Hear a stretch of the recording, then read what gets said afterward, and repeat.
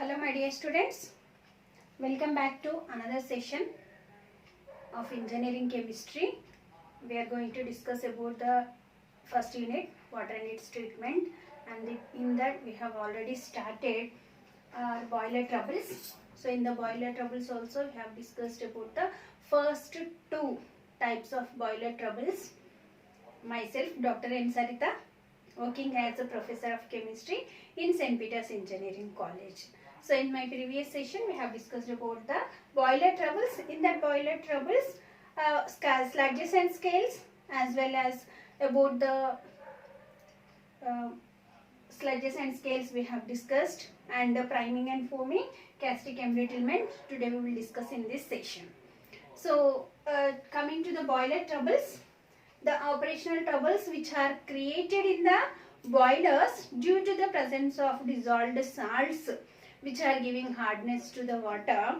That salts will create operational troubles to the boilers, and that operational troubles are known as the boiler troubles. So in the boiler troubles, sludges and scales we have discussed in the previous session. Now in this session we will discuss about the castic embrittlement. So castic embrittlement is nothing but the brittlement. The name itself, title itself is indicating that brittlement due to castic. So means due to the presence of castic substances, the boiler material will become brittle in nature. That is known as the castic embrittlement. It is the phenomenon in which boiler material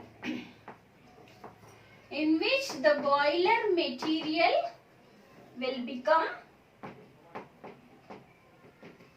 brittle in nature or weaker in nature due to the deposition of castic substances.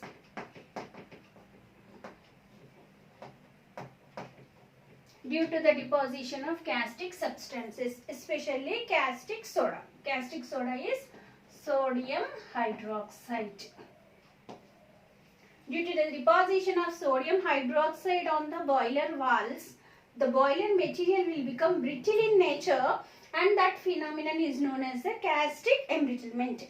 Castic embrittlement is the phenomena in which boiler material will become brittle in nature due to the deposition of castic substances. So how these castic substances will enter into the water is, generally we are having external treatment methods. In that, one method is lime soda method. One of the external treatment method, lime soda method. In lime soda method, lime means calcium hydroxide we are going to use, and soda means sodium carbonate we are going to use for treating the water. So when we are using lime and soda method, we have to go for the usage of only calculated amounts of lime and soda. If we are using excess of lime and soda, then what will happen is the excess of soda will remain in the form of residual soda, residual sodium bicarbonate, and excess of soda will remain in the form of residual sodium carbonate.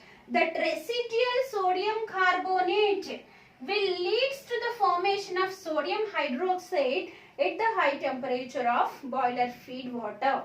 So how it will convert is the residual sodium carbonate, which is the source came from lime and soda method. In lime and soda method, if we are using excess of soda, the excess of soda, unreacted soda, will remain in the form of residual sodium carbonate, and that will react with water and convert to form the sodium hydroxide.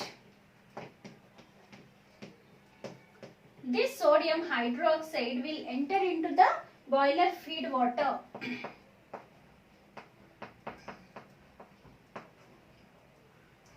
Boiler feed water, and there it will create lot many troubles. The sodium hydroxide concentration is going to increase as the residual soda is going to increase. Means if you are having high concentrations of soda, residual sodium carbonate in the water, that is going to form more and more amount of sodium carbonate in the sodium hydroxide in the boiler feed water.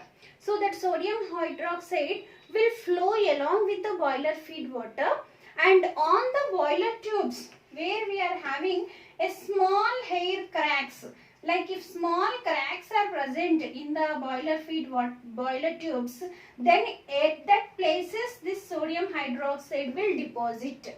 Or otherwise, if you are having any bends like this or any joints like this in the boiler tubes, at that places the concentration of sodium hydroxide deposition is going to increase. At that places the sodium hydroxide is going to deposit. The boiler tubes where we are having joints, bends and rivets like this. So at these places the sodium hydroxide is going to deposit, and also at the hair cracks of the boiler tubes also sodium hydroxide is going to deposit, and it will increase its concentration. So at these places the concentration of sodium hydroxide will be more, whereas at the normal planar surfaces of the boiler tubes the water will flow, and along with the water sodium hydroxide also flow. So here the concentration of sodium hydroxide will be less. So within the boilers, at some places, at planar surfaces of the boiler tubes, the concentration of sodium hydroxide is low, whereas at bend, joint and rivets the sodium hydroxide concentration is going to be more, and because of this two different concentrations will be present in the same boiler tube. So that will leads to concentration cell corrosion. Concentration cell corrosion is nothing but where the same substance which will have two different concentrations on the same plane. So that is known as the concentration cell corrosion. So how we can represent the concentration cell which is formed in the castic embrittlement is the joints at joints,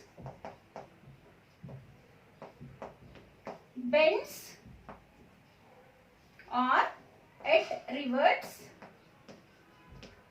of the boiler tube where the concentration of sodium hydroxide is more.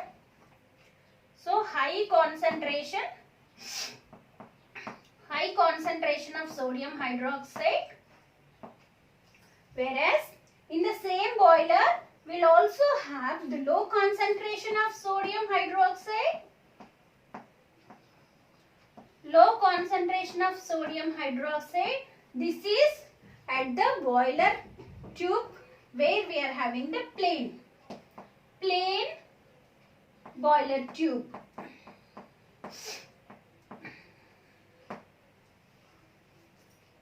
So this place, the boiler tube where we are having the high concentration of the sodium hydroxide, this part will act as the anodic part, and the part of boiler tube where we are having the low concentration of the sodium hydroxide, this part will act as the cathodic part, so that a concentration cell will be developed. So this is a concentration cell. Concentration cell which is formed during the castic embrittlement.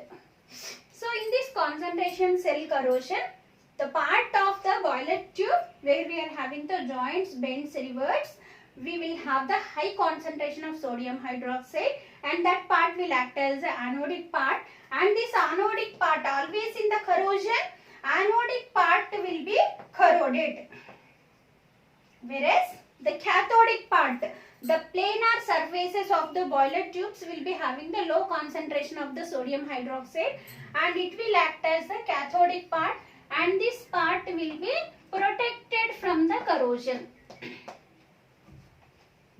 That part will be protected from the corrosion. So like this, concentration cell corrosion will be developed. So in this part, in this concentration cell corrosion, the anodic part, that is the boiler tubes where we are having the joints, bends and reverts, at that places the sodium hydroxide is going to deposit, and that place is going to be corroded. Like where the deposition of sodium hydroxide is more, there the sodium hydroxide will react with the iron, and it will convert the iron into sodium ferroate, Na2FeO2, sodium ferroate. So iron will be dissolved in the form of sodium ferroate at the anodic part, that is due to the presence of or due to the formation of concentration cell corrosion. So this will be possible during the concentration cell corrosion at anodic part, the part of joints, bends and reverts of the boiler tube. So at that places, the iron of the boiler tube will be dissolved in the form of sodium ferroate. So iron will be corroded at that place, whereas the planar boiler tubes will be protected from the corrosion. So this is one type of corrosion which is taking place during the casting embrittlement.